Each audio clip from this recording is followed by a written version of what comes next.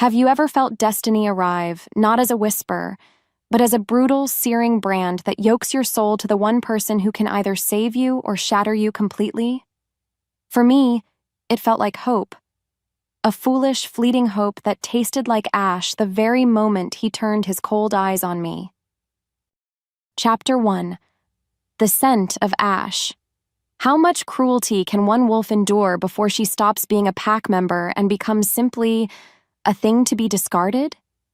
My alpha answered that question under the light of the sacred moon, not with a blow, but with a single word that severed our fated bond and left my worthless heart still beating in the dirt. But the story doesn't start there. No. It began hours earlier, with the sticky, green paste on my fingers and the scent of false hope in the air. The warrior I was tending to, a hulking brute named Fenris, flinched as I smoothed the poultice over the gash on his arm. A low growl rumbled in his chest, a sound of pure irritation.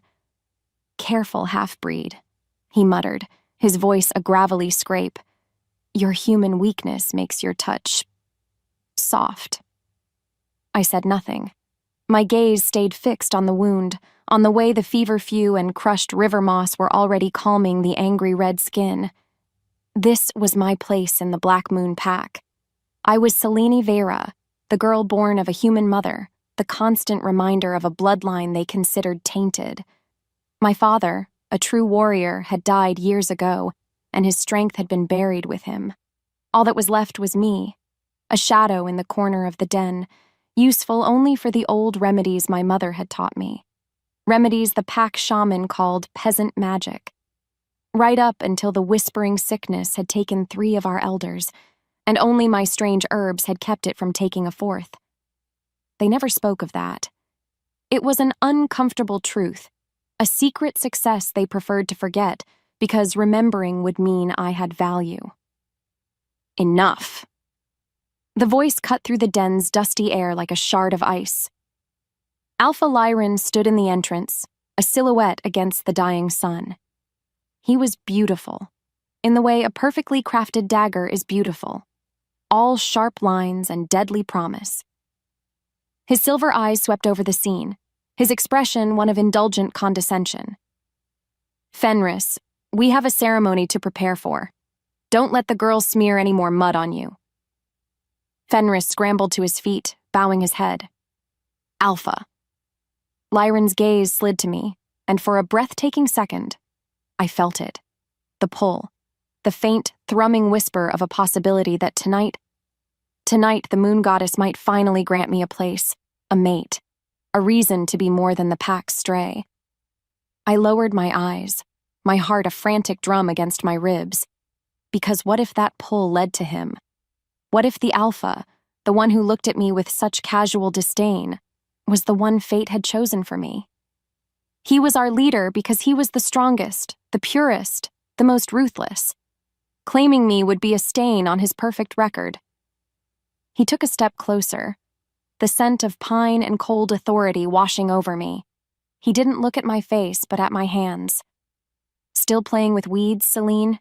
he asked, his voice a silken mockery. "You have your mother's hands, frail, human." He flicked his gaze back to Fenris. "Go. The moon rises soon." As Fenris hurried away, Lycan lingered. The den grew quiet, the air thick with unspoken things. He watched me clean my workstation, his presence a heavy weight on my shoulders. I could feel his eyes tracing the line of my spine, and a shiver I couldn't control ran through me.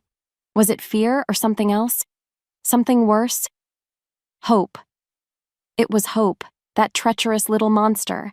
The thought was so absurd, so dangerous, that a small, hysterical laugh almost escaped my lips. His voice dropped lower, a conspiratorial murmur that was somehow more threatening than a shout. "You know what tonight is, don't you?" I nodded, my throat too tight to speak. The moon goddess chooses. She binds souls. She corrects mistakes. The emphasis on the last word was a deliberate twist of the knife. He was reminding me of what I was. A mistake. A flaw in the bloodline. He leaned in, his breath ghosting over my ear. Pray she doesn't make another one tonight. With that, he was gone, leaving me alone with the scent of herbs and the cold, creeping dread that my last chance at a life was about to become my public execution. Chapter 2. The Snapping of a Thread. Have you ever felt destiny arrive, not as a whisper, but as a brutal, searing brand that yokes your soul to the one person who can save you or shatter you completely? Standing in the center of the ceremonial circle, bathed in the ethereal silver glow of the sacred moon, I felt it. A golden thread, spun from moonlight and magic, shot from my chest and slammed into his. My breath caught. My world stopped. The thread connected me to Alpha Lycan. For one perfect, impossible moment, there was only ecstasy. A wave of warmth and belonging so powerful it brought tears to my eyes. The bond clicked into place, a feeling of absolute rightness, of coming home. I was his. He was mine. The whispers in the pack died. Every eye was on us. I looked at Lycan, my heart wide open, my soul bare for him to see. This was it. No more half-breed, no more outcast. I would be Luna, his Luna. A foolish, fleeting hope flooded every inch of my being. Then he looked at me, and the hope tasted like ash. There was no recognition in his silver eyes, no answering joy. There was only a flicker of surprise, quickly replaced by something cold and horrifying. Disgust. The golden thread connecting us pulsed with his revulsion, sending a nauseating wave of rejection straight into my heart. He masked it quickly, his face smoothing into a neutral, commanding expression. He raised a hand, silencing the confused murmurs of the pack. "Selena Vera," he called, his voice booming across the clearing. "Come forward." My feet moved on their own, numb and clumsy. The pack parted for me, their faces a mixture of shock, pity, and cruel amusement. I could feel their thoughts like biting insects. Her? The weakling? Impossible. I stopped before him, trembling, the glorious warmth of the bond now tainted with the icy chill of his emotions. Maybe I was wrong. Maybe I was misreading it. He looked down at me, a predator examining a broken-backed rabbit. "The moon goddess has a strange sense of humor," he said, his voice low enough for only me to hear. Then he raised it for the pack to witness. "She has blessed me with a mate bond tonight." A few sycophantic whoops broke the silence. I stood frozen, my world hanging on his next word. "But a bond is a measure of strength," Lycan continued, his voice hardening. "It is meant to forge a powerful Luna for a powerful Alpha, a she-wolf who can bear strong pups and stand as a symbol of our pack's purity and dominance." He turned, pacing before the circle, a master performer playing to his audience. "What the goddess has offered me tonight is not a gift, it is an insult." A gasp rippled through the crowd. My blood ran cold. He spun back to me, his handsome face twisted into a mask of righteous fury. He pointed a finger at my chest. "She offers me this, a half-human weakling, the daughter of a woman who was never pack-marked, whose blood carries the fragility of her kind. Am I to accept a Luna who would taint my bloodline? Who would give me weak, sniveling pups? No!" The pack roared, their earlier shock twisting into a unified, ugly chant. Tears streamed down my face, hot and shameful. The bond was a screaming agony inside me, a living thing being torn apart by his words. "Alpha, please," I whispered, my voice breaking. He ignored me. He raised his hands, a dark energy beginning to swirl around them. Alpha Lycan of the Black Moon Pack, reject this bond," he bellowed. "I reject this mate. I sever the tie that shames my name and my pack." He slammed his palms together. The world went white. The golden thread between us didn't just break, it detonated. The pain was absolute, a cataclysm in my soul that ripped a raw scream from my throat. I collapsed to the ground, convulsing, the feeling of him being violently scraped out of my very essence. Through the haze of my agony, I heard the sound that would haunt my nightmares for the rest of an obviously very short life. Laughter. The pack was laughing. And above it all, the clear, ringing sound of my alpha's amusement as he watched his fated mate break. "Get her out of my sight," he commanded, his voice bored now that the show was over. "Leave the trash in the cursed borderlands. Let the beasts and the rot have her." Rough hands grabbed my arms, dragging my limp body out of the circle, away from the moonlight, and into a darkness that felt like a mercy. Chapter 3. A Heartbeat in the Dirt.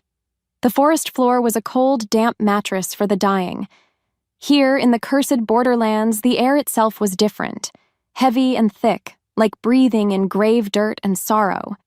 The trees were skeletal claws against a bruised purple sky, their branches bare even in what should have been a lush season. No birds sang. No insects chirped. There was only a profound, unnatural silence, the kind that presses in on you, suffocating all thought. They had dumped me here hours ago. The agony of the severed bond had faded to a dull, hollow ache deep in my bones, a permanent empty space where a soulmate used to be. My body was a traitor.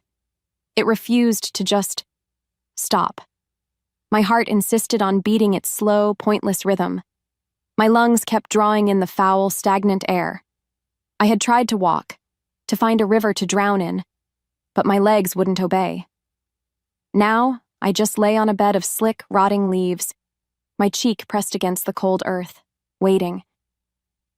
The fever was a welcome fog, blurring the edges of my despair. It felt like a kindness. Because a wolf who has been rejected by her fated mate, cast out by her pack, has no reason to live.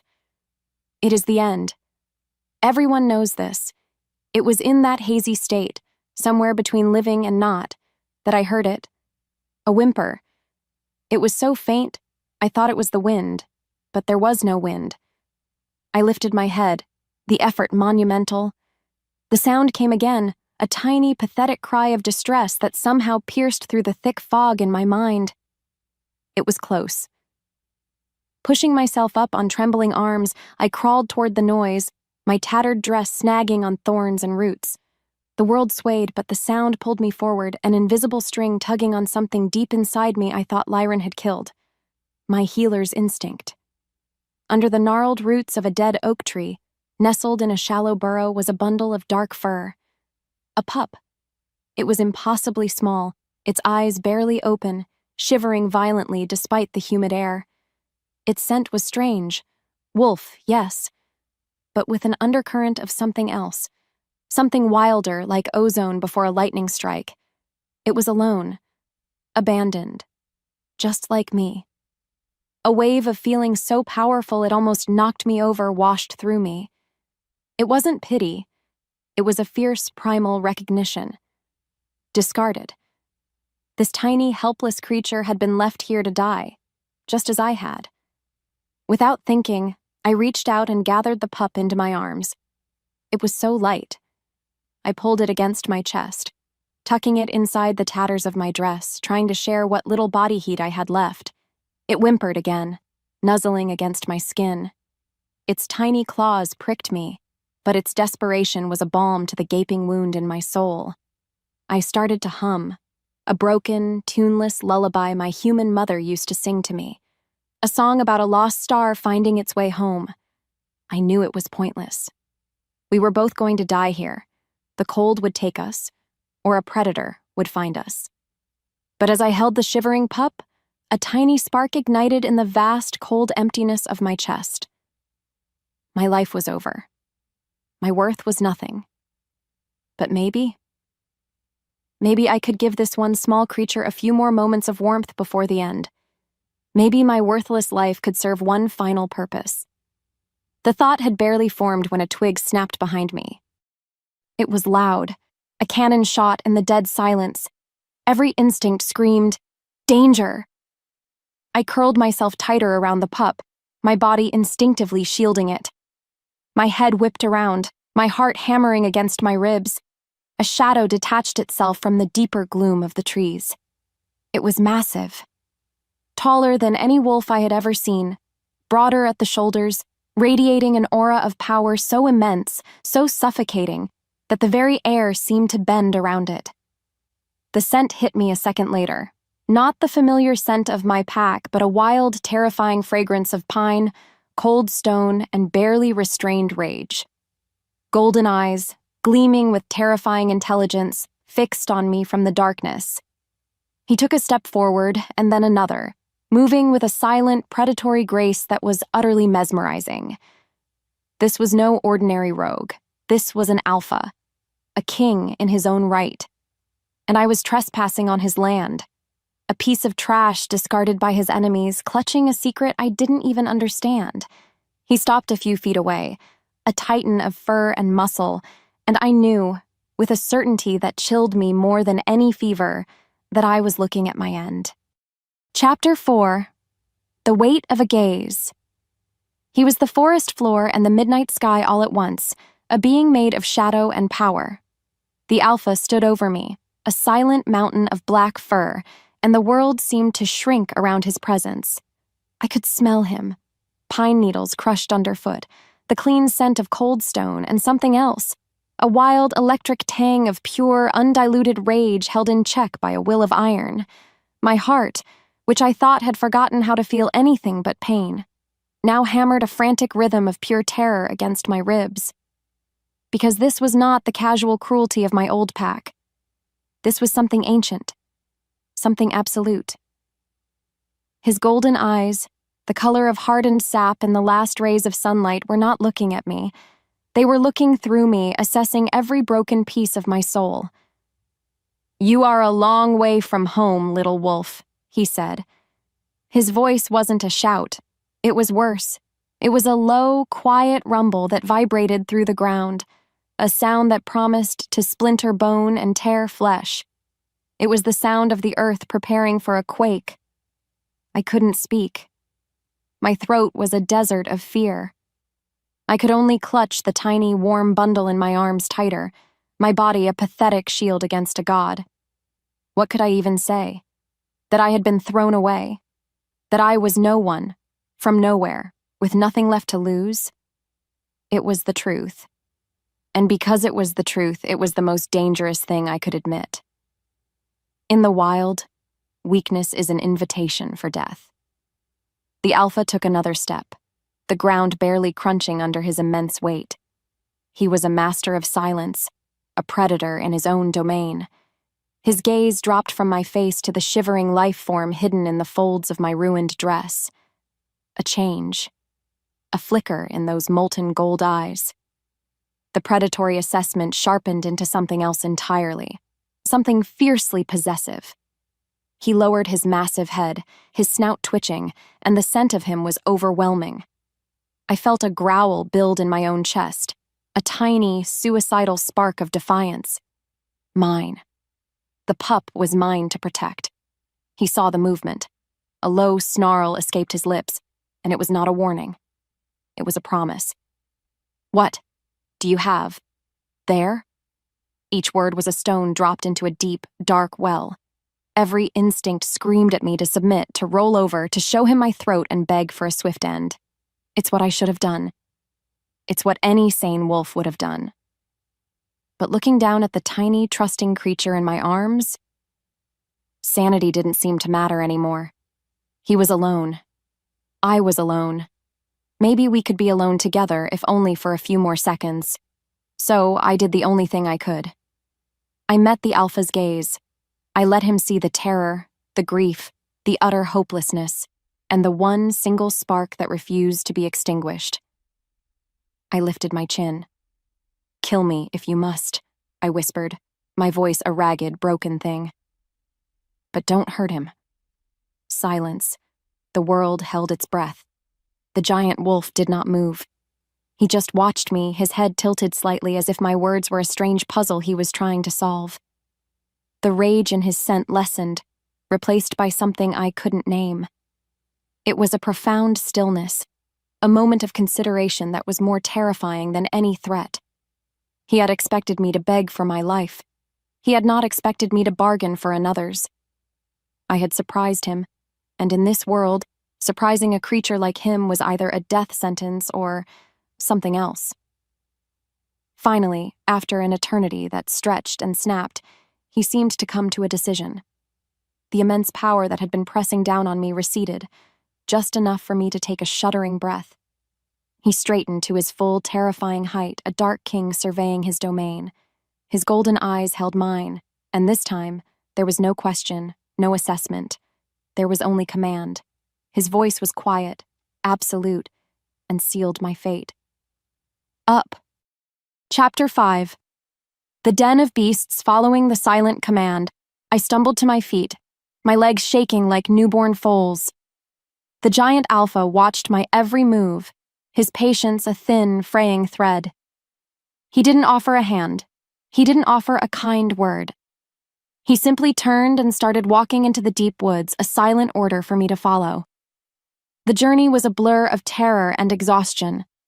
He moved with an eerie grace, never making a sound, while I crashed through the undergrowth behind him, my every step a clumsy announcement of my weakness. The pup, now named Kaelin in the quiet of my mind, was a small, warm weight against my chest, a living anchor in a nightmare. Each time I faltered, the alpha would stop and look back, his golden eyes burning with an impatience that spurred me onward more effectively than any threat.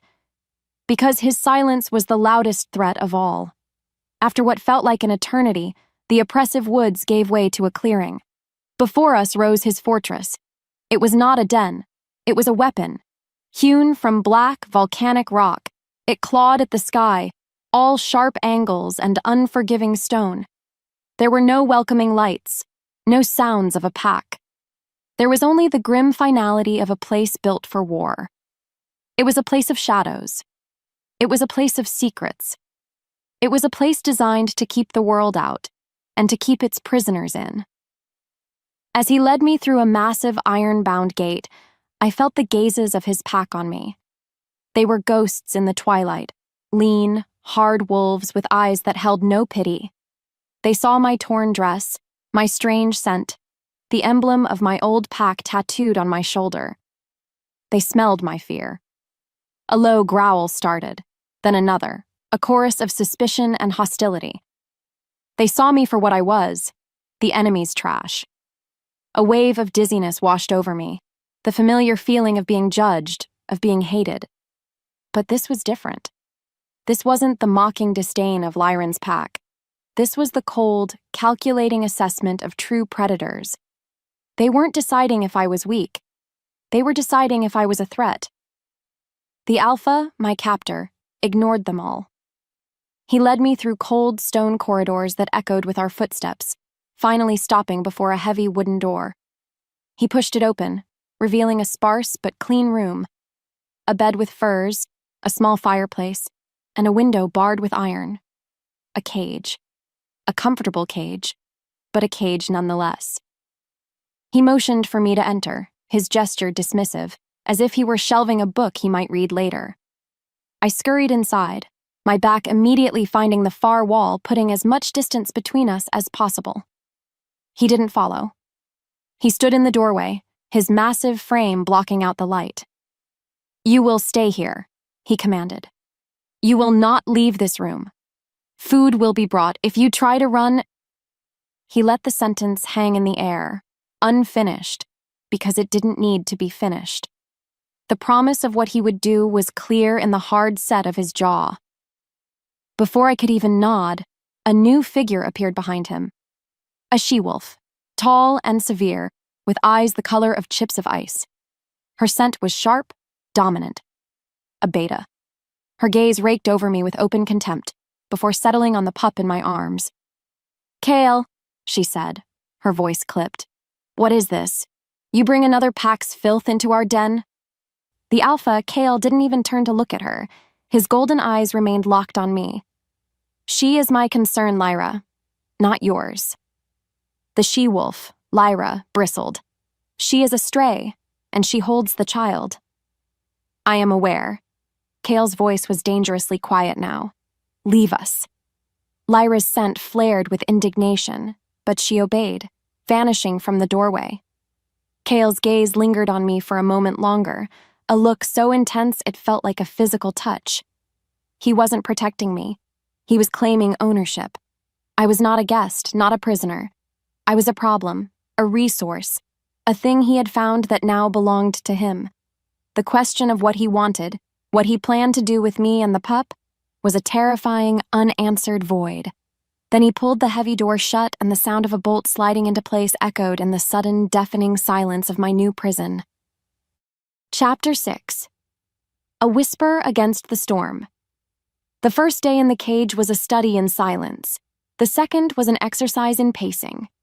By the third, a terrifying numbness began to set in, a resignation that this cold stone room was my new world.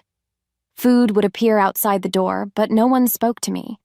I could hear the sounds of a pack outside, training, talking, living, but I was completely, utterly separate from it. My only companion was Kalen. The tiny pup was my sun and my moon. I cleaned him, I sang to him, I curled around him at night, and in his innocent presence, I found a fragile reason to keep breathing. Because he needed me. It was a simple, powerful truth that kept me from shattering. But on the evening of the third day, something changed. Kalen, who had been sleeping peacefully, began to whimper. It wasn't a cry of hunger or cold. It was a sound of deep distress, a thin, reedy wail that quickly escalated. I picked him up, rocking him, humming my mother's lullaby, but it didn't work. A strange energy began to pulse from his tiny body, a visible shimmer in the air that made my teeth ache. The air grew thick, crackling with a wild, untamed power. The stones of the wall seemed to hum. It was magic, raw and uncontrolled. His wail became a shriek, and the energy exploded outwards. The wooden bowl on the floor splintered. The furs on the bed stood on end. It was like being at the center of a tiny, contained thunderstorm. This was not normal. This was not a power any wolf pup should possess. What was he? The bolt on my door scraped back, and the door flew open. Two hulking warriors stood there, their eyes wide with alarm. They took a step inside, then recoiled as if they had hit a solid wall. The pup's energy, his raw, magical fear, was a shield they could not penetrate. One of them turned and shouted down the hall, "Alpha, now!" Soon the doorway was crowded. Lyra, the icy beta, was there, along with an older, scarred wolf who smelled of herbs and wisdom, a shaman. And then Kale pushed through them all. His presence filled the room, his authority a tangible force. He saw the shimmering energy, the terrified pup in my arms, and his face became a grim mask of stone. He tried to step forward, but even he, the mighty Alpha, was stopped by the invisible wall of power. He grunted, pushing against it, his muscles cording in his arms, but it was no use. The child's fear was absolute. The shaman spoke, his voice grave. "Alpha, the boy's power is untethered. It is born of a lineage we do not understand. We cannot reach him." Kale's frustration was a palpable thing, a dark cloud in the room. He looked at the screaming pup, then at me. His eyes weren't angry. They were desperate. He, the Alpha who commanded legions, the beast who made the forest tremble, was helpless. He was a father who could not comfort his own child. It was a crack in his armor, a moment of pure, raw vulnerability that struck me deeper than any fear. Without thinking, I did the only thing I could. Ignoring the shocked gasps from the doorway, I held Kalen closer. I pressed my cheek against his fur, shutting out the fearful onlookers. I let my own sense of calm, the fragile peace I found only with him, flow out of me. I didn't just hum the lullaby this time. I sang the words, the strange, ancient words my mother had taught me, words that spoke of anchor stones and quiet harbors. "Naloma, Naloma, Serath An," I whispered, my voice soft against the storm. Slowly, miraculously, the shimmering energy in the air began to fade. The crackling sound softened to a hum, then to nothing. Kalen's shrieks subsided into whimpers, and finally, into soft, snuffing breaths. The storm was over. He was asleep in my arms, safe and calm. I looked up. The entire room, the warriors, the shaman, Lyra, and Alpha Kale himself, was staring at me. Their faces were a mixture of disbelief and awe. The weak, human-tainted girl, the discarded trash, had just walked through a storm that had stopped an alpha in his tracks. In their eyes, I was no longer just a refugee. I was an anomaly, a key to a lock they didn't understand. And as I met Kale's unreadable, burning golden gaze, I realized my situation had just become infinitely more dangerous. I was no longer useless. I was valuable. Chapter 7. The Weight of a Secret. The silence left behind in the room was louder than the storm had been. The warriors were gone, their fearful scent still lingering in the air, but Kyle remained. He stood in the doorway, an unmovable sentinel of black stone and shadowed fur, his presence sucking all the air from my small world. Kalen was a warm, sleeping weight in my arms, his little chest rising and falling in a peaceful rhythm that felt like a miracle. I had done that. I had brought him that peace. The thought was a small, fragile shield against the terrifying alpha who was studying me as if I were a page written in a language he had never seen before. After an eternity, he moved. He stepped into the room, and this time the heavy door swung shut behind him, encasing us in a sudden, suffocating intimacy. "That song," he said, his voice a low vibration that I felt in my bones. What was it? I clutched Kalen closer, my knuckles white. My mother's lullaby. It was the only piece of her I had left, a secret melody from a life before this one. To give it to him felt like giving him a key to my very soul. Because a secret is only a shield when it is kept. "It's just a song," I stammered, my voice barely a whisper. "An old one." "Old songs have power," he countered, his gaze unwavering. He took another slow, deliberate step. He wasn't threatening me, not exactly. It was something more unnerving. He was curious. The energy from the boy, it did not touch you. The shaman said it was born of a rage that should have torn a wolf apart. Why did it not harm you? Here it was. The question that could be either my salvation or my condemnation. The truth was, I didn't know. My mother was human. She knew herbs and sang strange songs. She used to say our blood was different, not weak, but quiet. She said it was blood that knew how to listen to the world instead of just shouting at it. My pack had called that weakness. What would this alpha call it? I remembered his words to Lyra. The boy's power is of a lineage we do not understand. Perhaps my lineage was a mystery he was desperate to solve. My mother was human, I said, the admission tasting like ash on my tongue. She taught me things, remedies, songs. She said our blood was different. Kale's expression didn't change, but a flicker of understanding lit his golden eyes. He wasn't disgusted. He was intrigued. He saw a piece of the puzzle click into place. He stopped just an arm's length away, his sheer size overwhelming. The scent of pine and cold rage was still there, but underneath it there was something else. A hint of exhaustion, a weariness that went bone deep. He was a man carrying a heavy, invisible burden. Just like me. He reached out a hand, a huge, calloused hand with claws that could rip me to shreds. I flinched violently, a choked gasp escaping my lips. His hand froze in midair. For a long moment, we were a statue of fear and power. Then, very slowly, he redirected his hand, not towards me, but towards Kalen. His touch was shockingly gentle as his fingers brushed against the pup's dark fur. Kalen didn't stir. He just snuggled deeper into my arms, safe and sound. Kale let out a slow, controlled breath. A sliver of the immense tension in his shoulders seemed to dissolve. He looked from the sleeping pup to my face, and for the first time, I felt like he was seeing me. Not a stray, not a half-breed, but a solution. "Your confinement is over," he stated, his voice flat and commanding once more. but your freedom is not yours. From now on, you will stay with the child. You will not leave his side. Where he goes, you go." He straightened up, the moment of connection gone, replaced by the cold authority of the alpha. "You are his protector." The word echoed in the silence of the room. Protector. It sounded so much better than prisoner, but I had a sinking feeling they were just two different names for the same cage.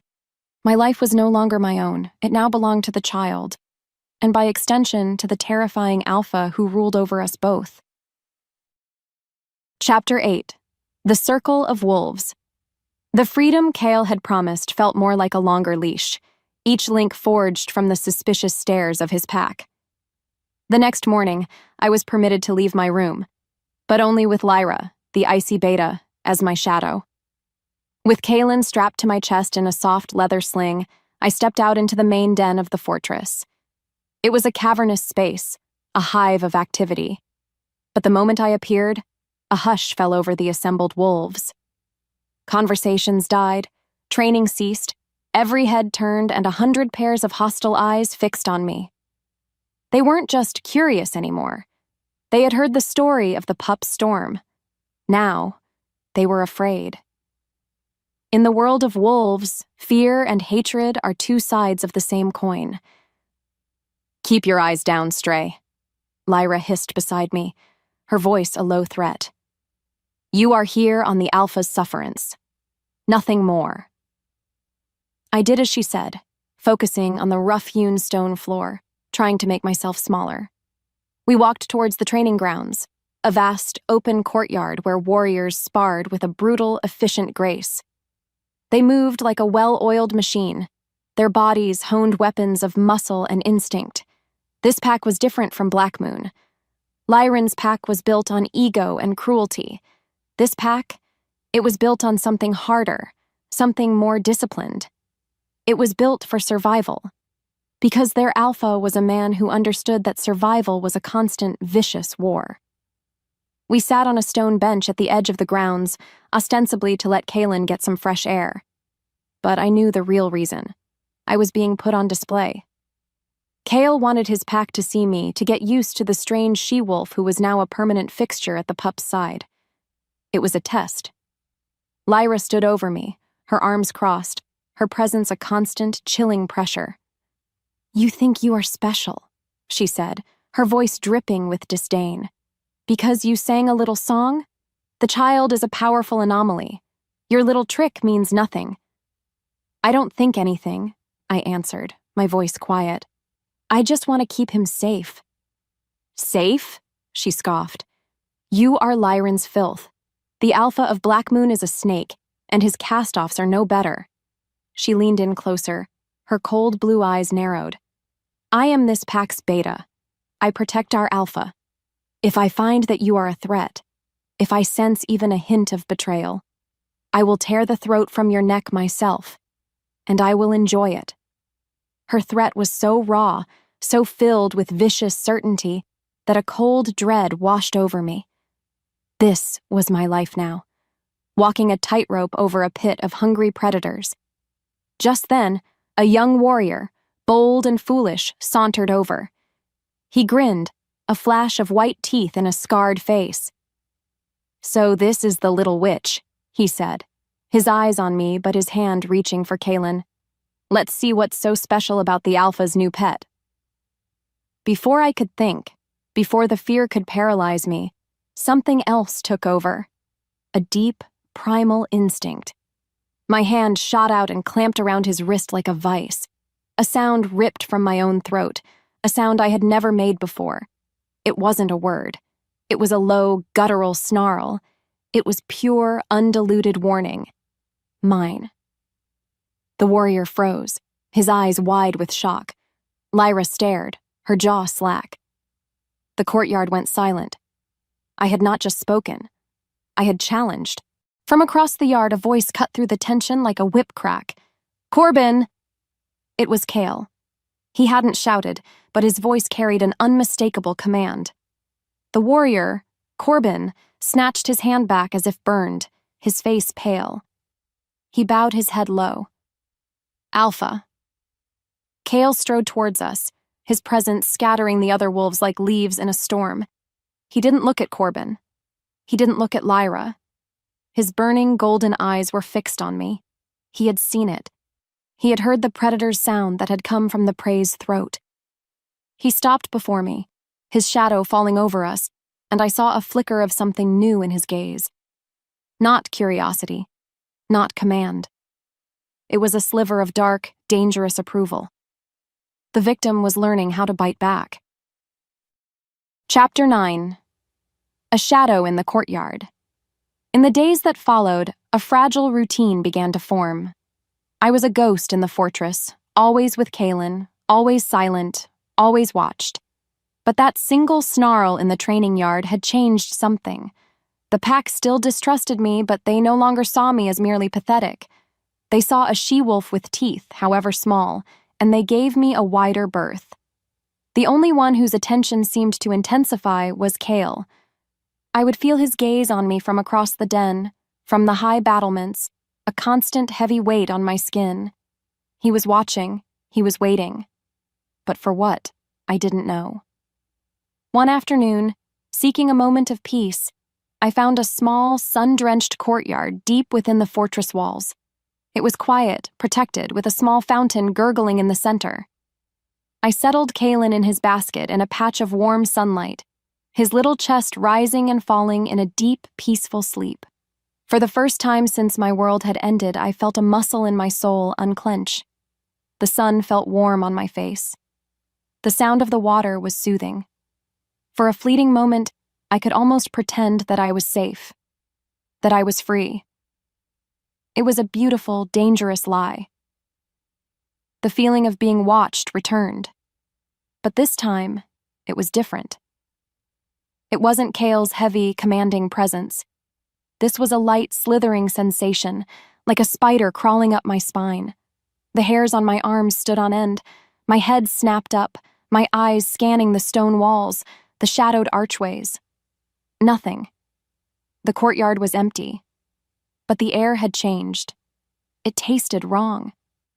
There was a faint scent underneath the smell of wet stone and sunlight, a bitter, metallic odor that didn't belong. Poison.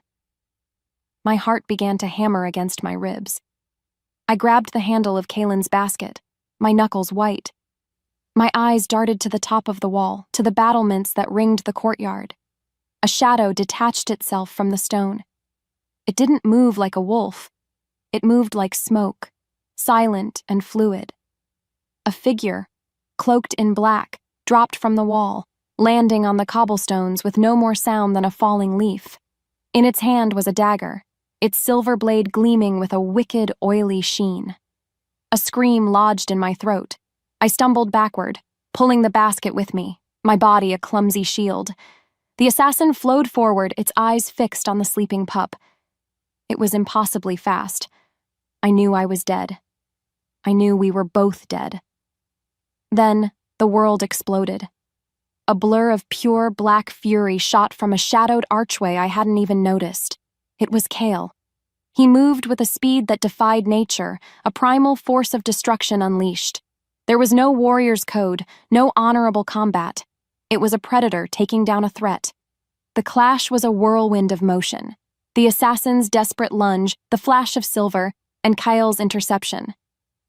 I heard a sickening crunch as Kale's arm, impossibly strong, shattered the assassin's wrist. The dagger clattered to the ground.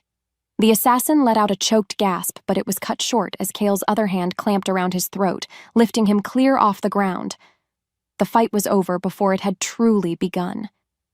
Kale held the struggling figure against the wall, a low, monstrous growl ripping through his chest.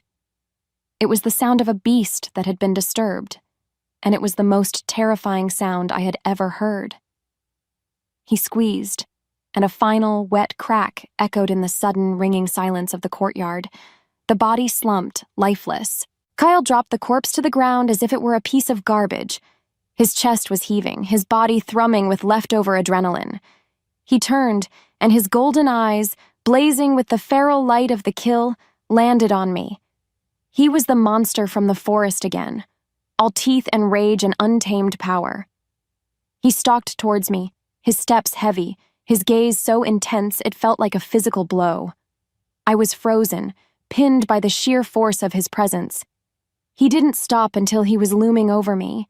He glanced down, his eyes checking Kaylin first, ensuring the pup was unharmed. Then, his blazing gaze lifted back to my face. The feral rage was still there, but now it was mixed with a raw, terrifying possessiveness. A low growl rumbled deep in his chest, a sound that was both a threat and a vow.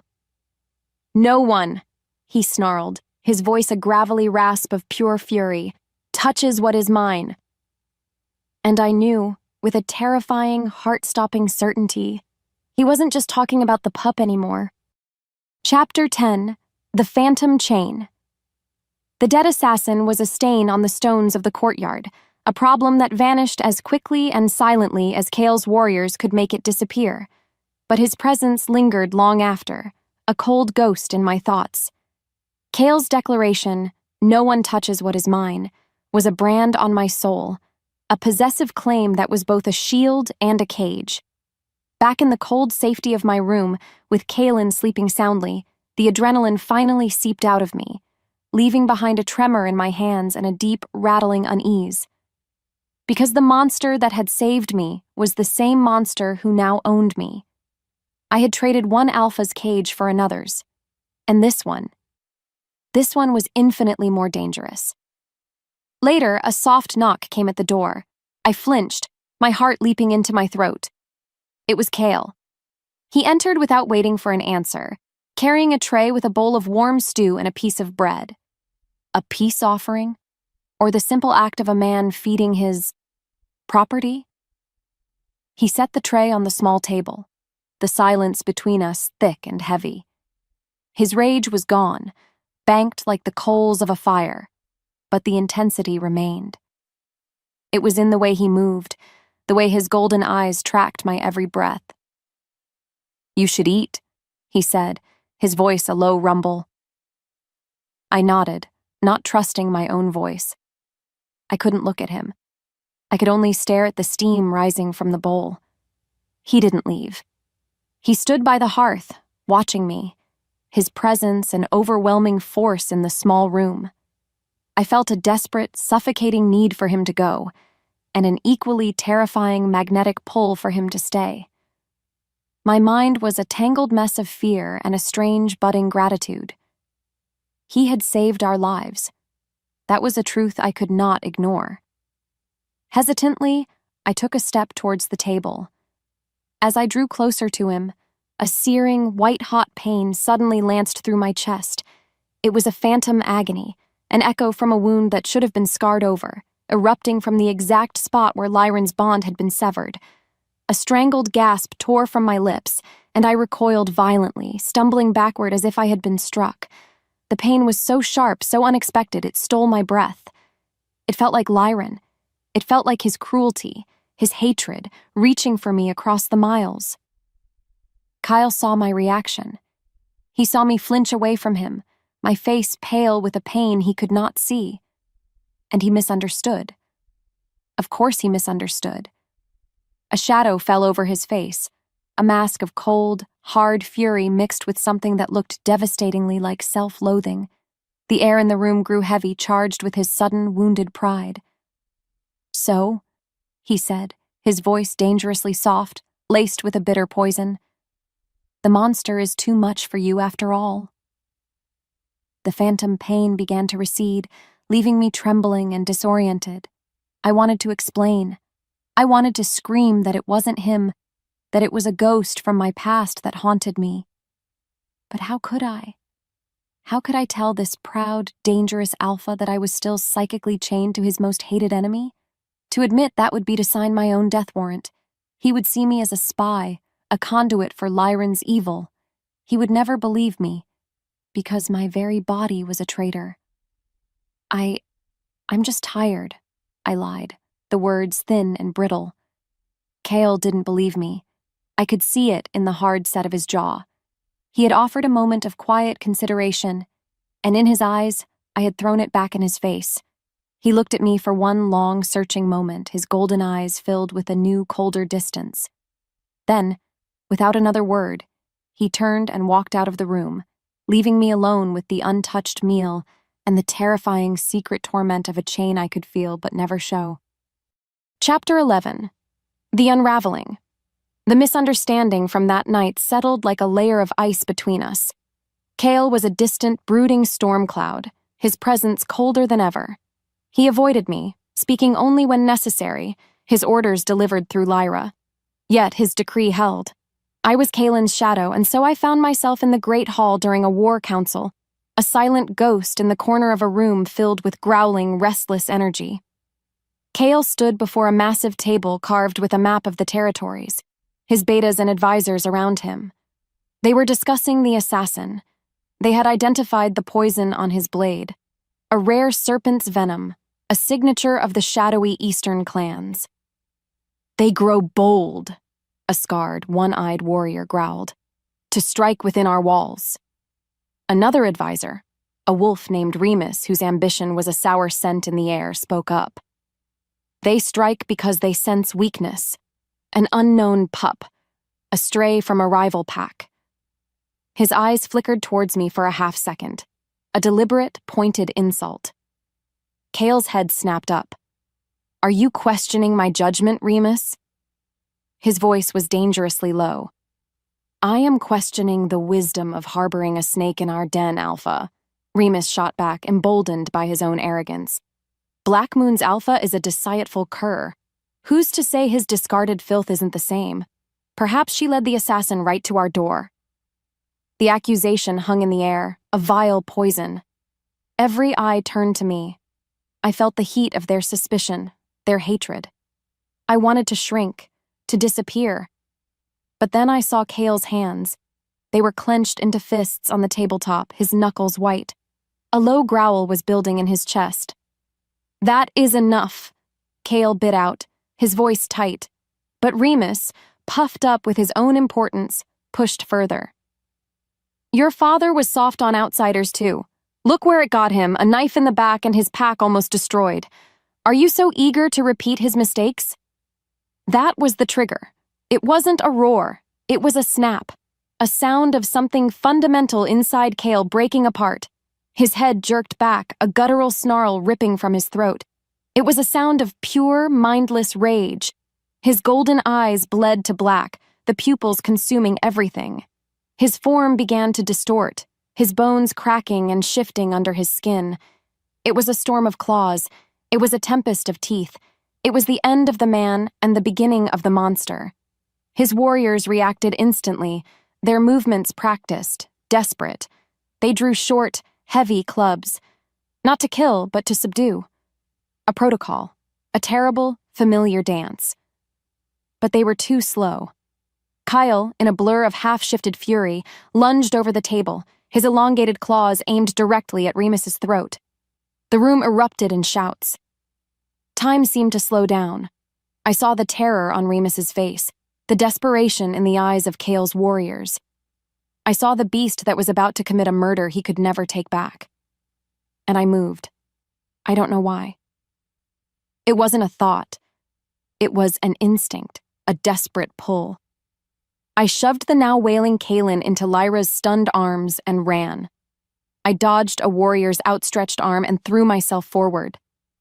Just as Cale's claws were about to connect, I slammed my hand onto his shifting forearm. "Kyle!" The world went silent. The monstrous rage, the chaotic energy that had been pouring off him in waves. It just stopped. It was like a hurricane hitting a glass wall. The storm inside him didn't fade. It vanished. He froze, his claws a hair's breadth from Remus's neck. He collapsed, his body shuddering violently as his form receded back to its human shape. He fell to his knees, gasping, sweat pouring down his face. He looked at his own hands, at the claws that had almost murdered his councilman. And then he looked at me. His face was a mask of raw, utter, and complete shock. The entire room was frozen, a tableau of disbelief. The stray, the half-breed, the weakling, had just single-handedly stopped the Alpha's unraveling. And in that moment, everything changed. Chapter 12. The Confession in the Embers.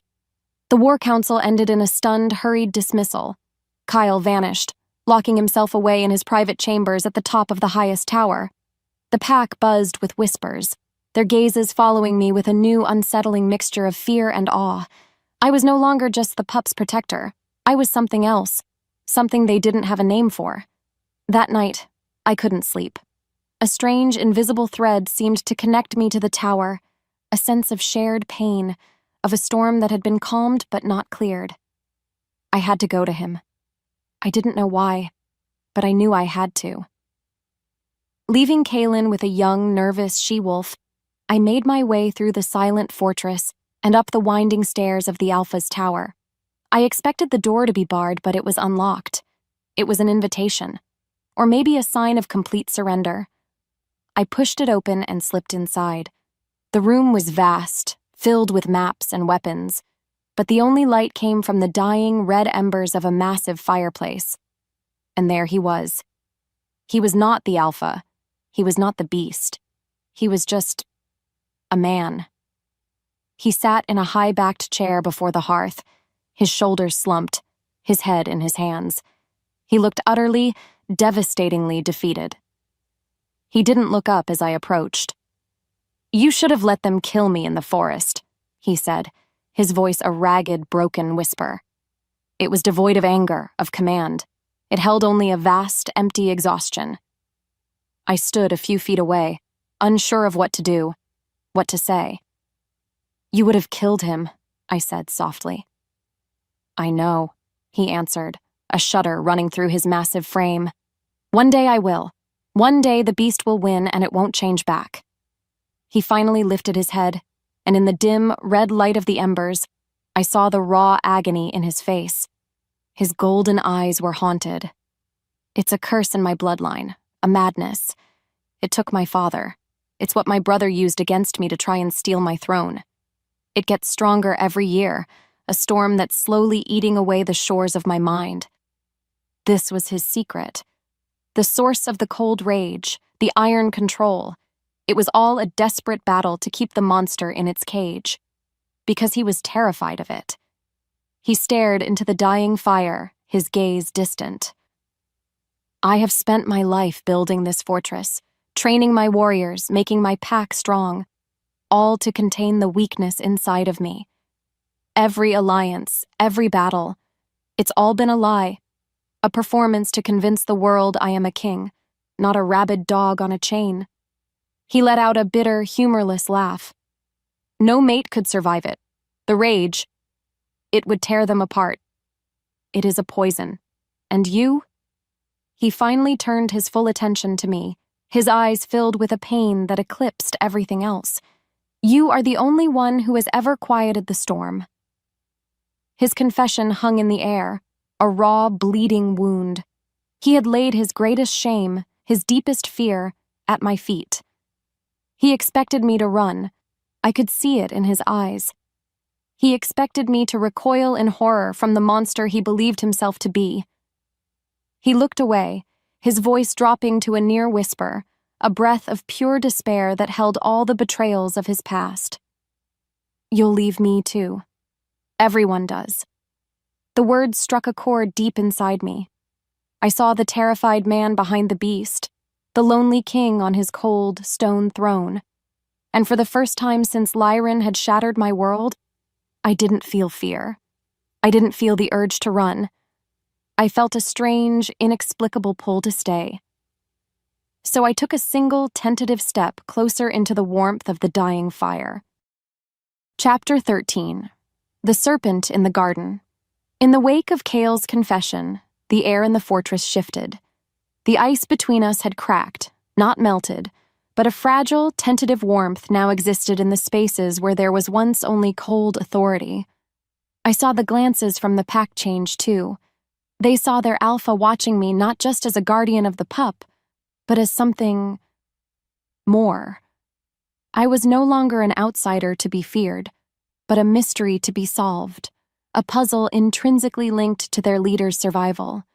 With this new precarious status came a sliver of confidence, a belief that I was more than just a survivor of a tragedy. I was an anchor, and an anchor has weight. It has purpose. Driven by this newfound resolve, I refused to be cowed by the memory of the assassin.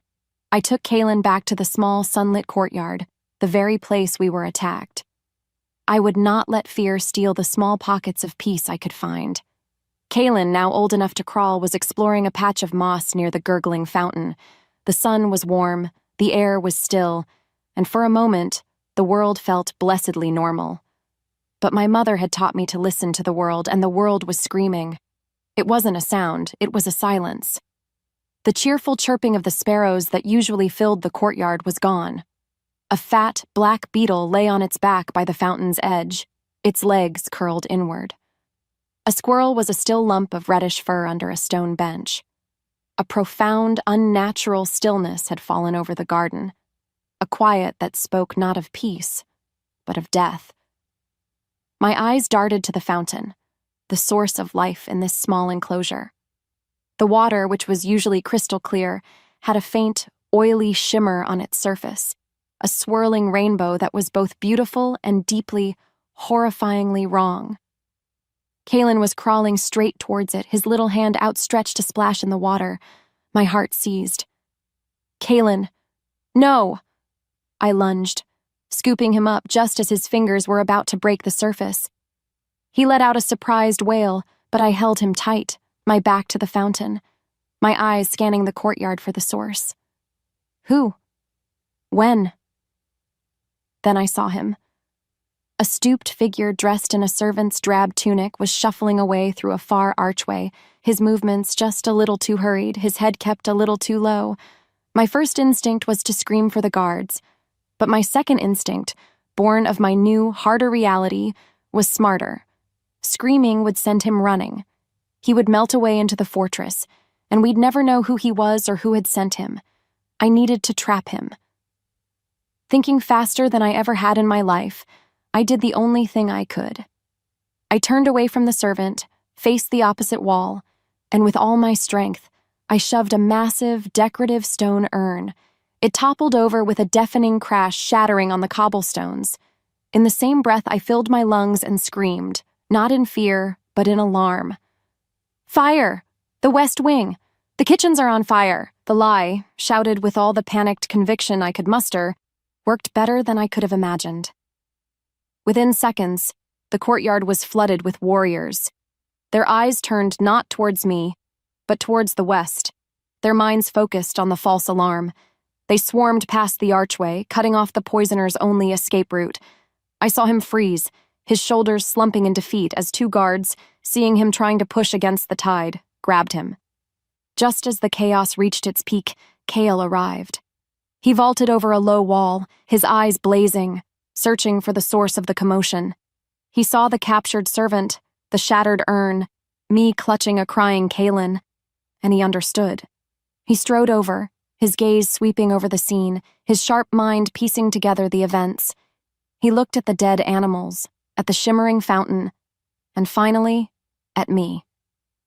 And in his eyes, I saw no pity for a frightened victim.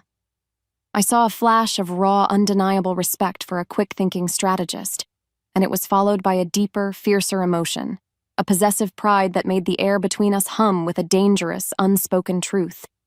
Chapter 14. The Candlelit Truce. He confessed. He was sent by my brother.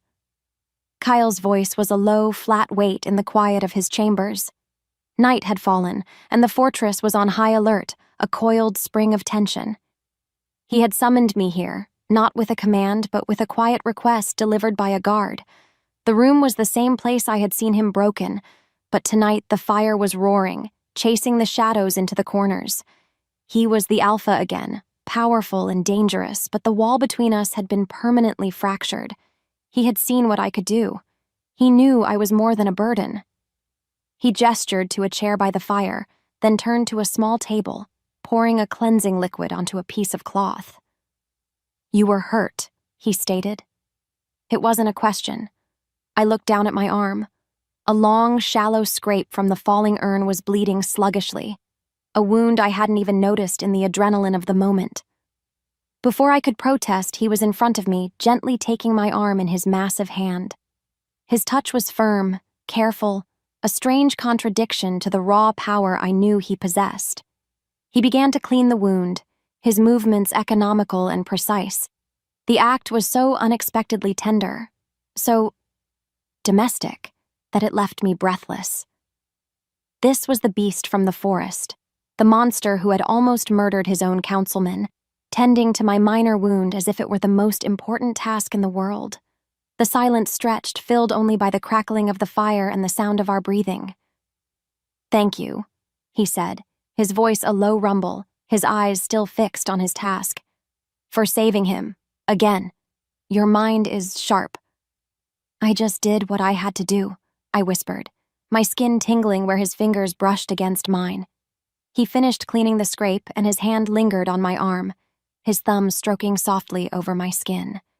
He finally lifted his head, and his golden eyes met mine. The firelight danced in their depths, and I saw a universe of conflict there. The king, the beast, the lonely man. "Your presence here," he said, his voice rough with an emotion I couldn't name. "It is the only quiet I have felt in years. When the rage comes, it is a storm, a noise that drowns out everything. But you," he shook his head slightly, as if in disbelief. "You are the silence after." My heart ached at his words, at the raw vulnerability he was showing me. "Your fortress," I admitted, my voice trembling slightly. "It is the first place I have ever felt strong." The air between us grew thick, charged with everything that had passed between us, the terror, the violence, the shared secrets, the desperate need. He leaned in, his gaze dropping to my lips. This was it. The moment that had been building since he first found me in the woods. The world narrowed to the space between our mouths, to the scent of pine and wood smoke, to the heat radiating from his body. My eyes fluttered shut. He stopped, his lips a breath away from mine. I could feel the shudder that ran through him, the monumental effort of his self-control. He pulled back, a muscle twitching in his jaw. "I cannot," he whispered, his voice hoarse with regret. "I cannot offer you anything but danger, Celine. I cannot be the monster that destroys the only peace I have ever known." It wasn't a rejection. It was a confession, a sacrifice. He was pushing me away to protect me from himself. And in that moment, I made my choice. I would not be pushed. I would not run. I lifted my hand and placed it gently on his rough, unshaven cheek. He froze, his golden eyes wide with surprise. I said nothing. I just held his gaze, my touch a silent promise, a vow that I was not afraid, that I would not leave. I had chosen my side, and it was with the broken, dangerous man who believed he was a monster. Chapter 15. The Brothers' Gambit. The next morning, the fortress was a hive of controlled chaos. The poisoner had talked. Valerius, Cale's exiled, traitorous brother, was no longer a shadow hiding in the east. He was a declared threat, gathering rogue packs to his banner, preparing for a direct assault on the throne. The name was on everyone's lips, a curse spoken in hushed, angry tones. Every warrior sharpened his blade. Every sentry's eyes were a little harder, a little more alert. The game had changed. This was no longer about assassins in the dark. This was about a war in the daylight. In the middle of the tense morning preparations, a lone rider was spotted, approaching the fortress under a white flag of truce. A parley. The laws of such things were ancient and sacred, even among enemies. Cale met the rider at the main gate, flanked by Lyra and his personal guard, his face a mask of cold fury. I watched from a high window, Calen asleep in my arms, my heart a cold knot of dread in my chest. This felt wrong. It was too bold, too public. The rider, a sneering wolf with a scarred face, dismounted. He did not look at the mighty alpha before him. His eyes scanned the battlements, searching. "I bring a message from the true Alpha Valerius," he announced, his voice loud and arrogant. "But it is not for the usurper." His gaze found me in the window. He pointed. "It is for her, the she-wolf from Black Moon." A collective growl rumbled through the assembled warriors. Kyle's body went rigid, his hands clenching into fists at his sides. I saw the raw, possessive fury flare in his eyes. To be so publicly bypassed, to have his authority ignored at his own gate. It was the gravest of insults. For a moment, I thought he would break the truce and tear the messenger apart. But he was an alpha. He was a king. With a visible effort, he mastered his rage. "Bring her," he commanded, his voice a low, dangerous growl. My legs felt like lead as I was escorted to the gate. The eyes of the pack were on me, filled with a new, sharper suspicion. Why me? What did the enemy want with me? I stood before the messenger, my chin held high, Kaelin a warm, solid weight against me. The messenger unrolled a scroll. "My Lord Valerius sends you greetings," he said, his tone mocking. "He knows what you are. He knows of the unique gift you possess, a gift that tames the beast." My blood ran cold. How could he know? "He offers you a choice," the messenger continued. "Remain with the monster who will only use you as a leash for his own madness, a tool he will discard when his beast finally consumes him, or join a new pack, a pack that will honor your power.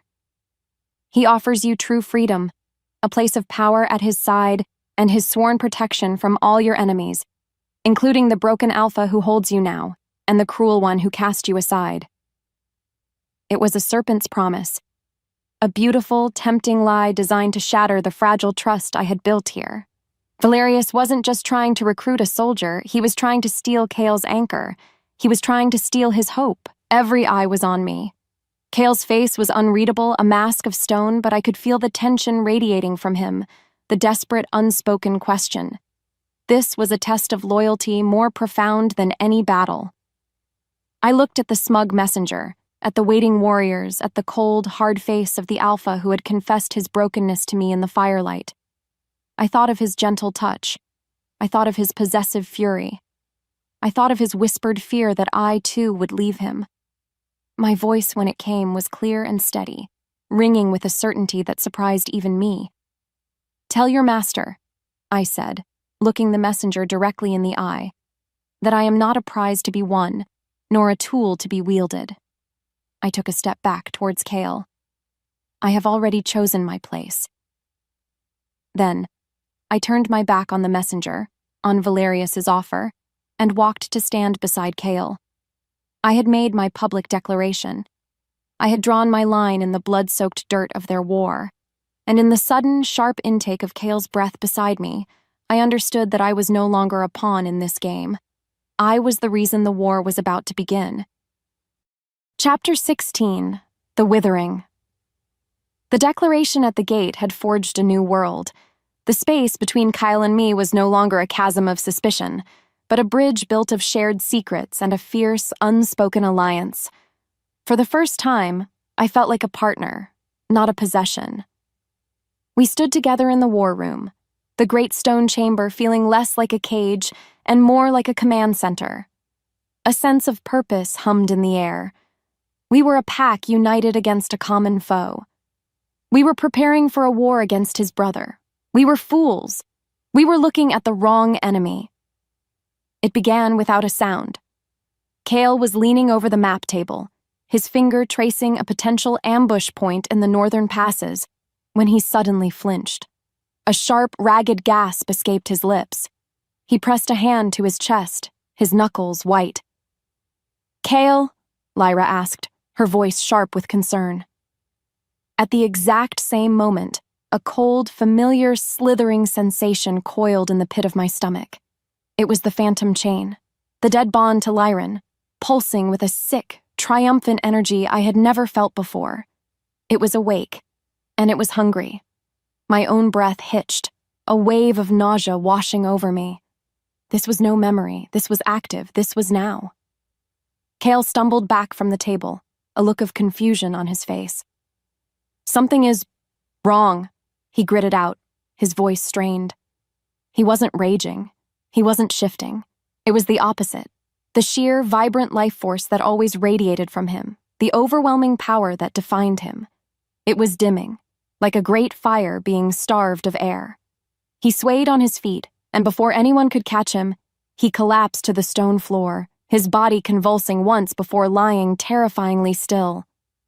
Chaos erupted. Warriors shouted. Lyra screamed his name. The old shaman pushed his way through the crowd, his weathered face a mask of grim urgency. I was frozen in place, paralyzed by the twin horrors of Kale's collapse and the vile, pulsing connection I felt to it. I knew. With a certainty that was a poison in my own veins, I knew who was doing this. The shaman knelt beside Kale, his hands hovering over the alpha's chest. Black, spiderweb-thin veins were beginning to creep up Kale's neck, a visible sign of a deep and profound sickness. His breathing was shallow, a faint whisper of air. He was being emptied, drained.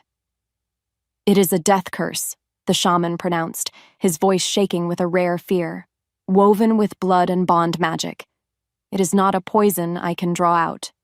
It is an unraveling of his very life force." The words hit me like a physical blow. Bond magic. My bond. Our broken, severed phantom bond was the weapon. Lycan was on the other end of that chain, and he was pulling, draining Kale's life away and pouring it into the void. My past was a serpent, and it had just sunk its fangs into my future. The shaman looked up, his ancient, knowing eyes finding mine across the room. He didn't know how, but he knew I was connected. I rushed to Kale's side, dropping to my knees. I placed my hands on his chest, desperately trying to push my anchoring energy into him, to give him a foothold against the tide. It was like trying to fill the ocean with a single cup of water.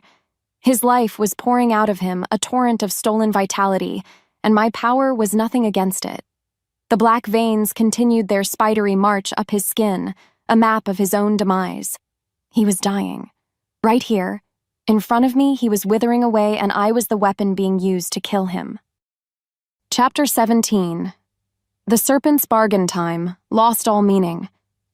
Kale lay on his great fur-covered bed, a king reduced to a pale, dying effigy. His breathing was a faint, shallow whisper, each tiny puff of air a victory against the inevitable.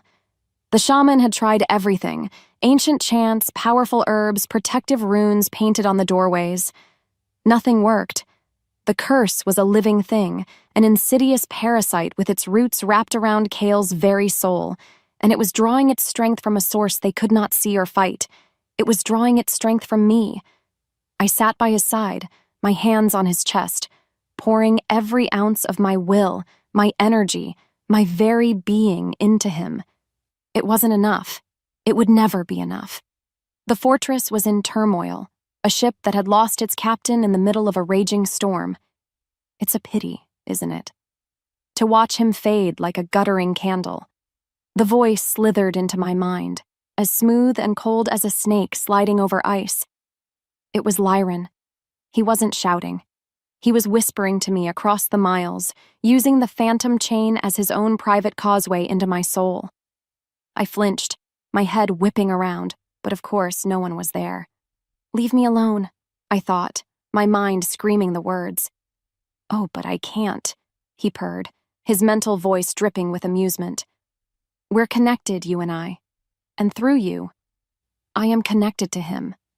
It's a beautiful piece of magic, really. The bond I created to claim you is now the very weapon that is killing your new pet."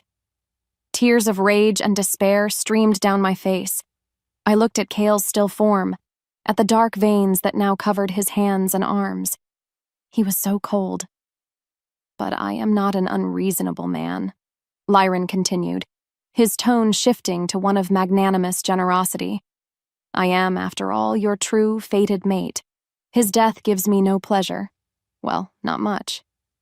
A flicker of his cruel amusement lanced through me. "I am willing to offer you a bargain, a choice." I didn't answer. I didn't want to engage, but I was listening. I was desperate. The curse is tied to my life force and to our bond, he explained, like a teacher instructing a slow student. His life is pouring out to fill the void you created when you rejected me. There is only one way to seal the leak. You must willingly pour your energy back into our bond. You must accept me again. The suggestion was so vile, so horrifying, that a wave of nausea rose in my throat. Never. I would rather die. And he will die with you, Lycan whispered, sensing my revulsion. That is the choice, his life, or your precious misplaced pride. It's quite simple.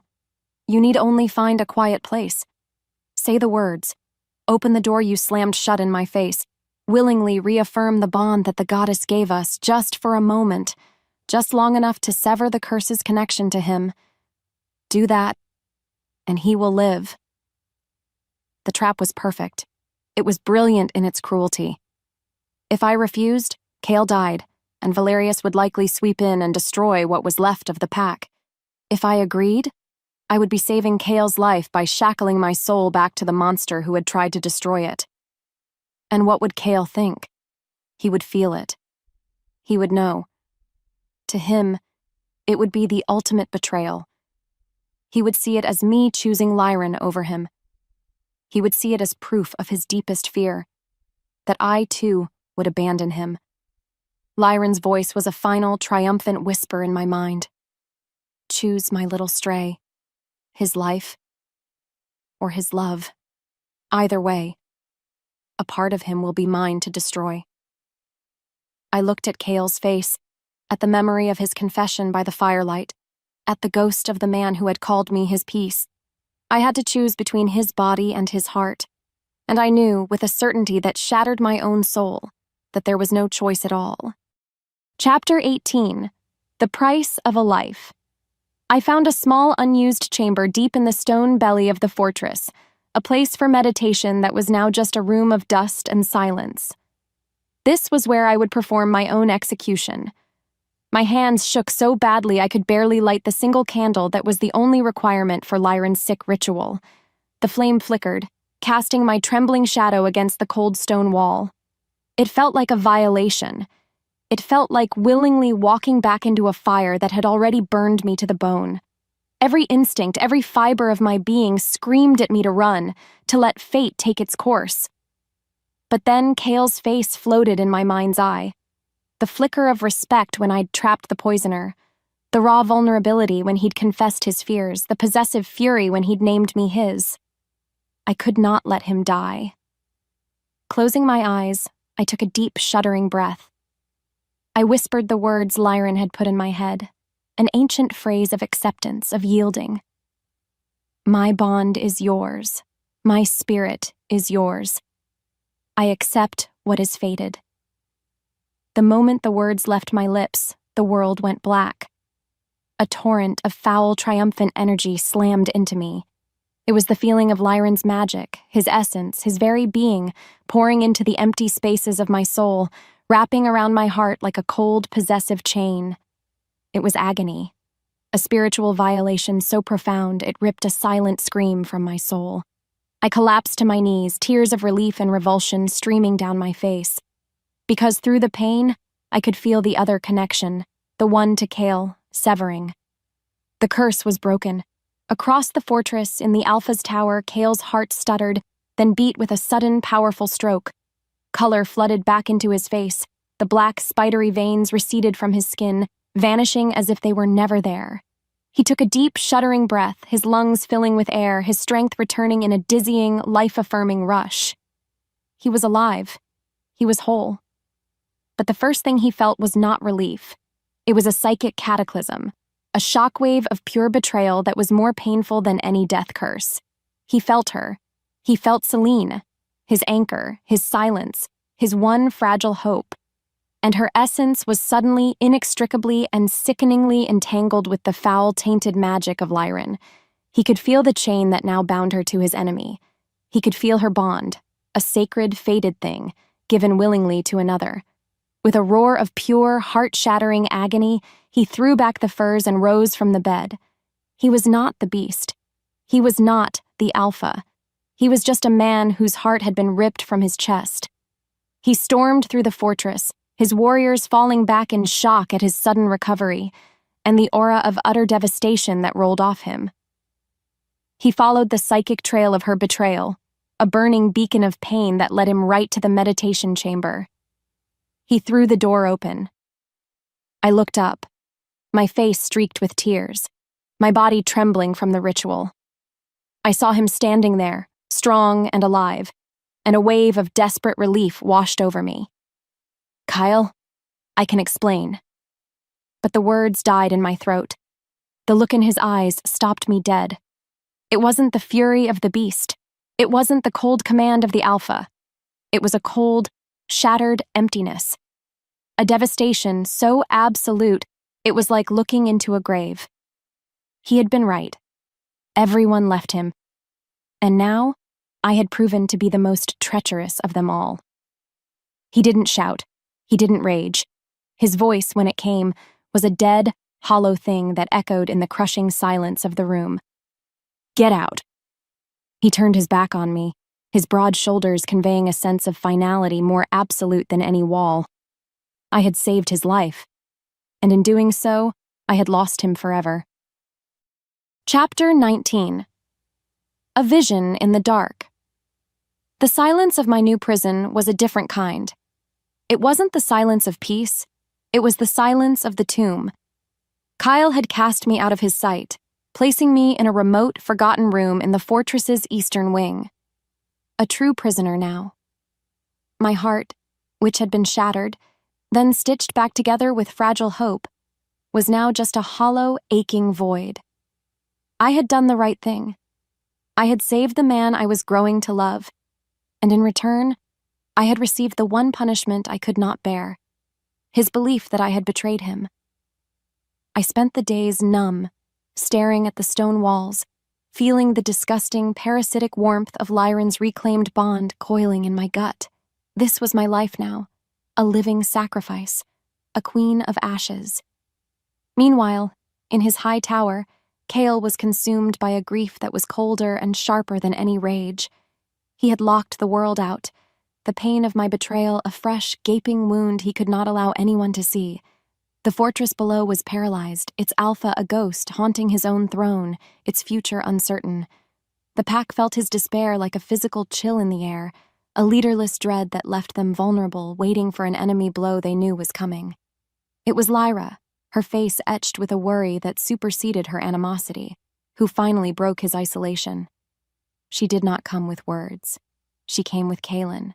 She entered the darkened chambers and placed the fussing pup in his cradle near the cold hearth, then retreated without a sound. For a long while, Cale did not move. He just sat in the shadows, a monument to his own heartbreak. But the pup, sensing his father's immense, crushing sorrow, began to cry. It was a sound of pure empathy, a reflection of the pain that filled the room. Finally, Cale rose and went to the cradle. He looked down at the child he had almost lost, the heir he had saved at the cost of his own heart. As he reached down to comfort him, Kalen's tiny hand shot out and grabbed his finger. And then, something happened. It wasn't a vision, not a clear picture. It was a flash of raw, undiluted feeling that poured from the child directly into the alpha's mind. He felt it. He felt the sickening violation of Lyran's magic. He felt the agonizing choice, the feeling of a soul being torn in two. He tasted the bitter, self-loathing sacrifice she had made.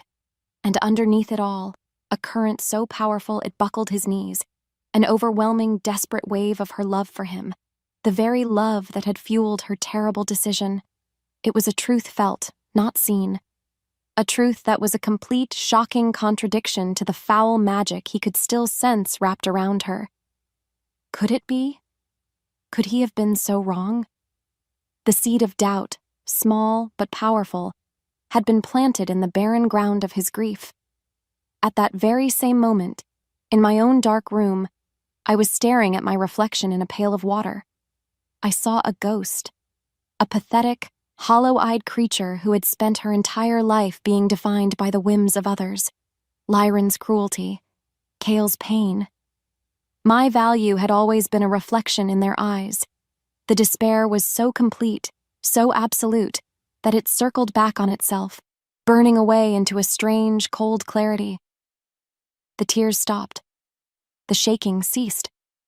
A fire, cold and hard as a diamond, ignited in the hollow space in my chest. I had been a victim. I had been a survivor. I had been a sacrifice. No more. My worth was not a thing to be given or taken by any alpha. It was mine. My life was mine. And my future would be forged not by their hands, but by my own. I would not wait to be rescued. I would not beg to be understood. I would simply be free, and I would free myself, whatever the cost. Chapter 20. The Queen's Gambit. My new resolve was a cold, sharp weapon in my hands. The time for weeping was over. The time for action had come. I began to move with a purpose that felt foreign and exhilarating. I was no longer a prisoner waiting for a judgment. I was a strategist planning a war. I remembered my mother's stories, the hushed whispers of the old magic, the peasant remedies the pack had scorned. They were remedies for ailments of the soul as much as the body. And the phantom chain that bound me to Lycan was the deepest soul sickness of all. I began to gather what I needed. It was a strange, desperate collection. I scraped iron dust from the bars on my window, its metallic tang a promise of strength. I saved the salt from my meals, a symbol of purification. I found a specific, silvery moss growing in the damp cracks between the stone floor, a plant my mother said could quiet angry ghosts. I was preparing for a ritual of my own, not one of acceptance, but of absolute and permanent severance. My strange activities did not go unnoticed. One evening, the heavy door to my room opened, and Lyra stood there, her arms crossed, her icy eyes narrowed with suspicion. "What are you doing?" she demanded, her gaze falling on the small, strange pile of ingredients I had gathered on the floor. "What is this? Witchcraft?" A week ago, I would have flinched. I would have stammered an excuse. Now I simply looked up and met her gaze, my own calm and steady. "I am freeing myself," I said, my voice even. "Lycan's hold on me is a weapon he will continue to use against this pack, and against your alpha. I am going to destroy it." Lyra stared, her suspicion warring with a dawning curiosity. She had been there when Kale had returned from my room after the curse was broken, had seen the dead look in his eyes. She had also been there when he'd emerged from his tower after Kalen had touched him, a flicker of confused hope warring with his grief. She was a warrior, a pragmatist, and she knew the pack was hanging by a thread. The shaman says such a bond cannot be broken, only rejected or accepted. "The shaman follows the old wolf laws," I countered, my voice gaining strength. "My mother followed the older laws of the earth. Her magic was quiet, but it was deep. I will not be Lycan's puppet, and I will not be the weakness that tears your pack apart." My conviction, my cold, hard certainty, seemed to strike a chord in the beta. She saw not a hysterical stray, but a woman with a plan. She was faced with a choice. She could cling to her distrust and let the pack continue to founder in its leader's grief, vulnerable to the two armies that were surely preparing to march on them. Or she could take a chance on the witch in the tower. "What do you need?" she asked, her voice clipped, but the open hostility was gone, replaced by a grudging respect. It was a start. It was a fragile, unspoken alliance, but it was more than I'd had a day ago. Before I could answer her, a sound from far below cut through the quiet of the fortress. A single urgent blast from a sentry's horn echoing up the stone walls. It was followed by another, and then another. A cry, faint but clear, drifted up from the battlements. "Banners! Black moon banners on the ridge!" Lyra's face went pale. We both looked towards the window, towards the darkening horizon. My blood ran cold. He was here. Lycan had come to collect his property, and my ritual, my one chance at freedom, was not yet ready. Chapter 21. The Eve of War. The fortress exploded into a controlled frenzy. War horns sounded a deep, resonant challenge to the invaders below. The clang of steel on steel and the shouts of warriors arming themselves echoed through the stone corridors. The air, once thick with grief, now tasted of adrenaline and fear. I rushed to the window, my heart a frantic drum. Below, stretching across the valley floor, was an army. The black banners of the Black Moon Pack snapped in the wind, a sea of hostile wolves, their faces upturned towards the fortress, their eyes filled with a predatory hunger. And at their head, mounted on a massive black warhorse, was Alpha Lycan.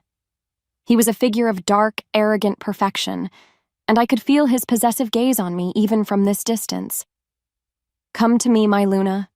His voice slithered into my mind, a confident, triumphant purr that made my skin crawl. "Your true place is at my side. End this farce. Open the gates." I recoiled from the window, pressing my hands to my temples, trying to block out his psychic poison. He was using the bond to torment me, to weaken my resolve before the first arrow was even fired. "You belong to me, Celine. The goddess herself decreed it." The door to my chamber burst open. It was Kale. He was clad in black leather and steel, the alpha of the Draven Pack in his full, terrifying glory. But his face was a storm of conflict. The seed of doubt Kalen had planted was at war with the raw, visceral feeling of my perceived betrayal. He didn't know what to believe, what to trust. He only knew one thing. He strode into the room, his presence filling the small space, his golden eyes burning into mine. The sounds of his pack preparing for battle faded into a dull roar behind him. There was only the crackling, charged silence between us. He didn't apologize. He didn't ask for an explanation. The pain was still too raw for that. "He will not have you," he said, his voice a low, guttural promise. I looked at him, at the man I had saved and lost, at the king going to war for a woman he thought had betrayed him.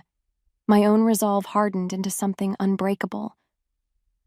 "I know," I said, my voice steady, clear, "because I am not his to take." He stopped, his eyes searching my face. He saw the change.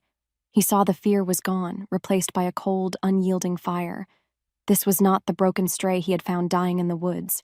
This was not the timid healer who flinched at every raised voice.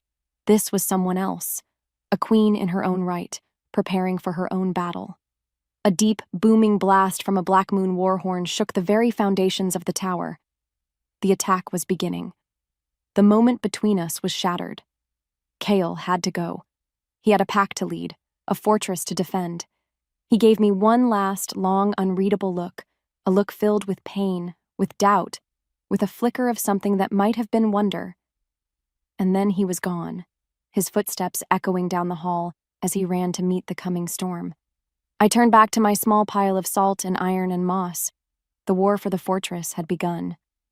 But my own war, the one that truly mattered, was about to be fought right here, in the quiet of this room, with the sounds of battle raging all around me. I had to sever the chain. I had to free myself before Lycan broke through these walls and tried to claim me by force. Chapter 22. The Claiming. The world was a symphony of chaos. The outer gate had been breached, and the courtyard was a swirling vortex of snarling wolves and clanging steel. From my high window, the battle was a terrible, beautiful dance of death, and in the heart of it all, I saw Kale. He was a force of nature, a whirlwind of destruction, his every move a testament to the raw power of an alpha at war. But I could feel his control fraying. I could feel the rage building, fueled by the relentless assault, by the grief in his heart, by the sight of Lycan's black banner waving over his home. Then, he saw him. Lycan, cutting a bloody path through the defenders, his eyes fixed on my tower. And that was all it took. The last thread of Kale's control snapped. A roar, born not of a man but of a primal, untamed beast, tore through the battlefield. He began to shift, his body contorting, growing, becoming the monster from his nightmares. He was no longer a king defending his fortress. He was a storm of rage, and he was about to break his entire world. At that exact moment, in the quiet of my chamber, my own battle ended. With a final, agonized scream that had no sound, I ripped the last vestiges of Lyran's phantom bond from my soul. The chain shattered. The connection died. I was free. I stumbled, gasping, my body suddenly light, my spirit my own for the first time in my life. The sounds of the war outside crashed back in on me. I knew what I had to do. I ran. I flew down the tower stairs, a woman propelled by a single terrifying purpose. I burst out into the war-torn courtyard. The chaos parted around me, wolves from both packs freezing for a half-second at the sight of the strange she-wolf walking calmly into the heart of the slaughter. I ignored the shouts. I ignored the clashing steel. My eyes were fixed on the monstrous, half-shifted form of Kale as he held one of his own warriors pinned to the ground, his claws raised for a killing blow. Lyran saw me. "Celine!" he bellowed, a note of triumphant fury in his voice. "Come to me. Your alpha commands you." I didn't even glance his way. I walked straight towards the beast. It turned its head, its black, soulless eyes fixing on me. A low, guttural snarl rumbled in its chest. It saw me as another threat, another enemy to be torn apart. It lunged. I did not run. I stood my ground, my heart a calm, steady drum in my chest. Just as the monster reached me, its claws extended, its fangs bared, I lifted my hand and placed it flat against the center of its heaving, fur-covered chest. The world seemed to hold its breath. I looked into the black void of the beast's eyes, and I spoke to the man I knew was trapped inside. My voice was not a shout. It was a clear, quiet whisper that somehow cut through the clamor of war. "You are not rage." A shudder ran through the massive creature. The snarl died in its throat. "You are mine." My anchoring power, pure and untainted now, flowed from my palm directly into his soul, a river of calm in his ocean of fury. But it wasn't enough. To heal him, to save him, I had to do more than just anchor him. I had to claim him. In front of 2 armies, under the blood-streaked sky, I rose on my toes. I ignored the gasps of shock, the shouts of disbelief. I leaned in, turned my head, and sank my teeth into the thick muscle of his shoulder. It was not a bite of anger or of passion. It was a mark of ownership, a claiming, a shockwave, psychic and absolute, pulsed from the point of contact. The beast roared, a sound of agony and release, and then it simply dissolved. The monstrous form receded, the black eyes cleared, and Kale was left on his knees before me, sane and whole and breathing my name like a prayer. Chapter 23. The Alpha's Bow. A profound, ringing silence fell over the battlefield. Friend and foe alike stared, their weapons forgotten, their faces a mixture of awe and disbelief.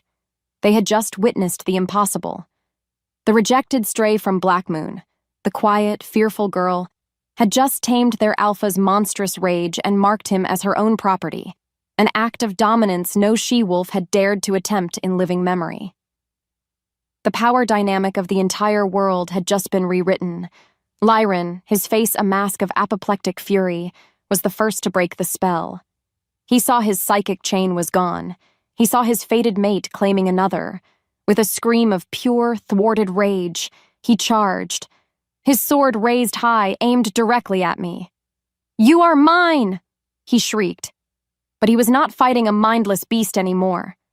Kyle rose to his feet, moving with a fluid grace, and intercepted the charge. He did not have the wild fury of the beast, but he had something far more dangerous, a cold, clear purpose. His eyes were fixed on Lyran, but his entire being was focused on me, a silent protector standing guard. The duel between the 2 alphas was a blur of silver and shadow, but it was brutally short. Kale, anchored and focused, disarmed Lyran with a move of shocking efficiency, sending his sword spinning across the cobblestones. He kicked the back of Lyran's knee, forcing him to the ground. Kale stood over his defeated rival, the tip of his own blade at Lyran's throat. Every wolf on that field expected the killing blow. Justice. Vengeance. It was the law of their world. But Kale didn't move. He lifted his gaze from the pathetic, defeated alpha at his feet and looked at me. His golden eyes, filled with 1,000 unspoken emotions, were asking a question. He was ceding the judgment. He was giving the final decision. To me. It was an act of deference so profound, so unheard of, that a collective gasp rippled through both packs. I looked at Lyran, at the man who had shattered my world, who had called me worthless and left me to die. I could end him. I could command his death, and Kale would grant it without question. But as I looked at him, I felt nothing. No hatred, no need for revenge. He was just a sad, cruel man whose power over me was gone. Exile, I said, my voice clear and strong. Let him live with his shame. He is not worth the blood on your blade. Kyle nodded once, a sharp, final gesture. He pulled his blade away and gestured to his warriors. Take him. Leave him 100 leagues north. If he ever crosses our lands again, kill him on sight. As Lyran was dragged away, screaming impotent threats, Kale turned back to me. The battle was won. The threat was over. In front of 2 armies, in the middle of the blood-soaked courtyard, the mighty alpha of the Draven pack did something that shattered every tradition, every law they had ever known. He slowly, deliberately, dropped to one knee. He bowed his head before me. It was not the submission of a subject. It was the reverence of a partner, the devotion of a man who had been lost in a storm and had finally found his harbor. He had been a king who believed he was a monster. Now he was simply a man kneeling before his queen. Chapter 24. The Queen's Mark. Weeks later, the sky was once again painted with the deep, ominous red of a blood moon. But this time, it was not a portent of doom. It was a promise. The fortress was quiet, the sounds of war replaced by the tentative murmurs of a new beginning. The remaining warriors of the Black Moon Pack, those who had bent the knee, were being integrated, their black banners now hanging beside the silver Draven wolf. The peace was fragile, but it was real. I stood on the high battlements, the same place I had once watched Lyran's army assemble. Kalen, now a sturdy toddler who was already showing signs of his father's strength and my calm, held my hand, his eyes wide with wonder at the crimson moon. The air was cool and clean, and for the first time, it felt like home. He will have your eyes, I think. Kale's voice was a low, warm rumble beside me. He came to stand next to me, his presence no longer an overwhelming force but a comforting warmth. He looked not at the moon but at me, his golden eyes soft in the red light. We had talked, in the quiet hours of the nights that followed the battle. We had unburdened our souls. He had apologized for his doubt, for his pain-fueled blindness, and I had forgiven him because I understood the depth of the wound he carried. A claiming must be answered, he said softly, his gaze intense. Your mark on me was a declaration, a question. This, he gestured to the moon, the packs below, the peaceful valley, is the beginning of the answer. He gently turned me to face him, his large, warm hands resting on my shoulders. But a vow must be sealed. Under the watchful eye of the blood moon, he leaned in. He did not take me with the hungry passion of a possessive alpha. He moved with a reverence, a tenderness that spoke of a love that had been forged in the deepest fires. He tilted my head to the side, his lips brushing against my skin, and then, gently, he marked me. His teeth sank into my neck, a brief, sharp pressure that sent a wave of pure, unadulterated ecstasy through every cell in my body. The bond, their bond, forged not by a fickle goddess but by choice and sacrifice, slammed into place. It was not a chain. It did not feel like being owned. It felt like being found. Later, we stood before the newly united pack. A great bonfire roared in the center of the courtyard, casting dancing shadows on the faces of the wolves who were now one people. Kale held my hand, our fingers intertwined, a symbol of the new world they were all witnessing. He raised our joined hands for all to see. "You knew her as a stray from a rival pack," he called out, his voice ringing with a power and a joy that echoed off the stone walls. "She was cast aside as unworthy." He turned his gaze to me, his golden eyes filled with a love so profound it stole my breath. "Now, she is my anchor. She is my heart." He looked back to the crowd, his voice dropping to a low, possessive, and proud declaration. "She is my queen, my forever." He didn't say Luna. He said queen, a new title, for a new beginning. And as I stood beside him, with our son between us, under the light of the blood moon that had once seen my execution, I finally understood. I was not the weak, human-tainted girl. I was not the Alpha's rejected mate. I was Celine Vera, and my story was just beginning.